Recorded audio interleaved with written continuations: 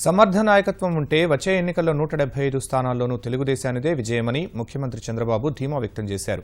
స్థానిక నాయకత్వ లోపం వల్ల కొన్ని స్థానాలు కోల్పోయినా ప్రజల అభిమానం మాత్రం పూర్తిగా తెలుగుదేశం పార్టీపైనే ఉందన్నారు. పామరు ఎమ్మెల్యే ఉప్పులేటి కల్పనకు కండువా కప్పి చంద్రబాబు తెలుగుదేశంలోకి ఆహ్వానించారు.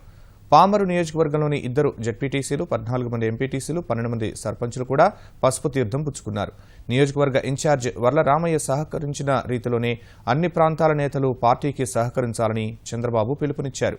రాష్ట్రాభివృద్ధికి చంద్రబాబు చేస్తున్న కృషిని చూసి తెలుగుదేశం పార్టీలో చేరామన్న ఉప్పులేటి కల్పన సొంత గూటికి వచ్చినట్లుందని చెప్పారు.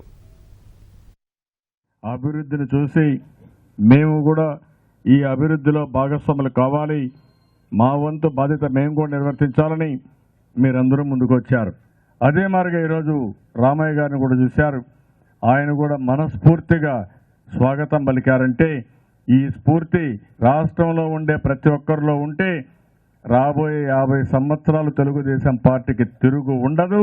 మనం చేసే కార్యక్రమాల వల్ల నాకు రాష్ట్రంలో ఉండే ప్రతి ఒక్కరి సహకారం కావాలి. నా కోసరం కాదు, ఈ రాష్ట్ర అభివృద్ధి కోసం, మన పిల్లల భవిష్యత్తు కోసం. అందుకే మిమ్మల్ని అందరినీ చూస్తున్నా ఎంత ఆనందంగా ఉన్నారంటే ఒక మంచి పని చేశామని ప్రతి ఒక్కరు కూడా తృప్తిగా వచ్చి పార్టీలో చేరారు. మిమ్మల్ని మనస్ఫూర్తిగా సాదరంగా పార్టీకి ఆహ్వానిస్తున్నానని చెప్పి కూడా నేను మీ అందరికీ విజ్ఞప్తి చేస్తున్నాను. నారా చంద్రబాబు నాయుడు గారు మరి రాజధాని నిర్మాణంలో కానివ్వండి, పట్టుసీమ పోలవరం ప్రాజెక్టుల నిర్మాణంలో కానివ్వండి, ఆయన చూపించిన చొరవ, అదేవిధంగా కృషి మరి ఎంతో అభినందనీయం.